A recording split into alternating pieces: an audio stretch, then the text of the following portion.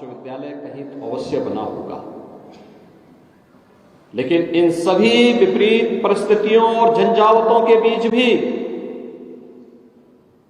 इस विश्वविद्यालय ने इस चुनौती का सफलतापूर्वक सामना करते हुए आज फिर से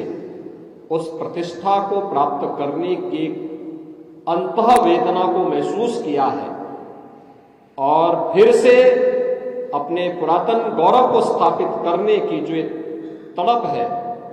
मैं विश्वास के साथ कह सकता हूं कि इलाहाबाद विश्वविद्यालय अपने पुरातन गौरव को अवश्य प्राप्त करेगा, इसमें कोई संदेह नहीं है।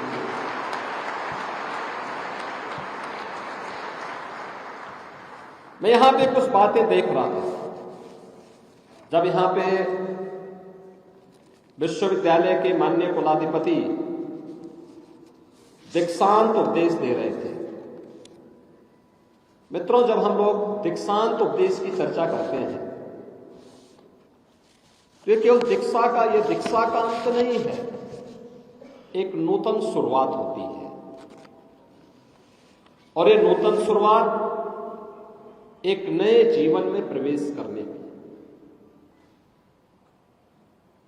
और ये पहली बार नहीं है।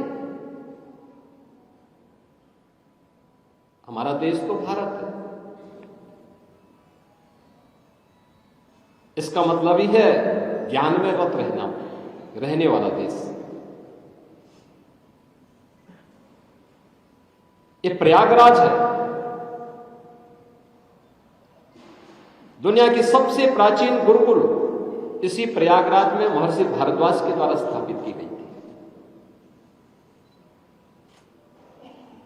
उच्च शिक्षा का केंद्र कैसे होना चाहिए, प्राचीन भारत ने दुनिया को दिखाया था। याद करिए, आज से 3500 वर्ष से पहले और 5000 वर्ष के बीच का वह कालखंड, जब दुनिया के सर्वश्रेष्ठ दार्शनिक ग्रंथ के रूप में भारत की ऋषि परंपरा ने उपनिषदों की रचना की होगी, और उसी उपनिषद की कुछ पंक्तियां हमारे गुरुकुल में दीक्षांत उपदेश के रूप में अंगीकार की गई, जिसे हम तैत्तिरीय उपनिषद के रूप में बोलते हैं कि सत्यम वद धर्मम चर स्वाध्यायान्मान प्रमद सत्यान प्रमादितव्यम धर्मान प्रमितव्यम कुशलान प्रमितव्यम भूतेन प्रमितव्यम। यानी इन सभी बातों का उल्लेख करते हुए देव पितृ कार्याभ्याम न प्रवितभ्यम मातृ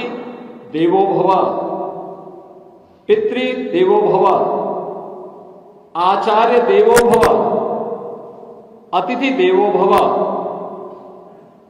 ये तैत्तिरीय उपनिषद का वह दीक्षांत उपदेश है जो हमारे गुरुकुलों में आज से नहीं हजारों वर्षों से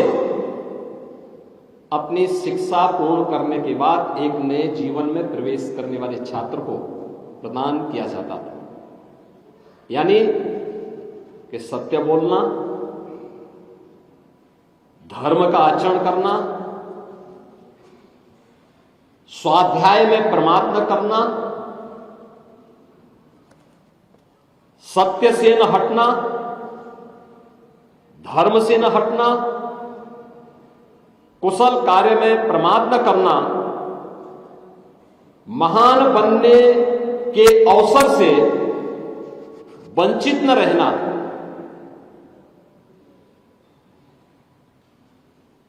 माता पिता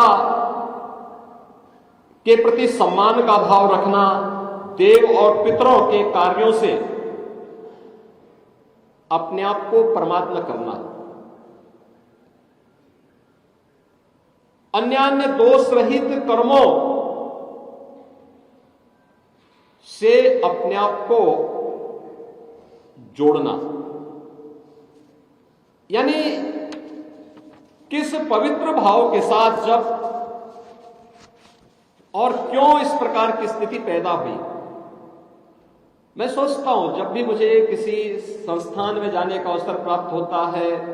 दीक्षांत उपदेश को मैं बोलता हूं कि दीक्षांत उपदेश में सत्य की बात भी है, धर्म की बात भी है।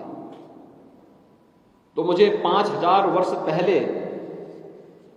भगवान वेद व्यास की भी ये बात याद आने लगती है।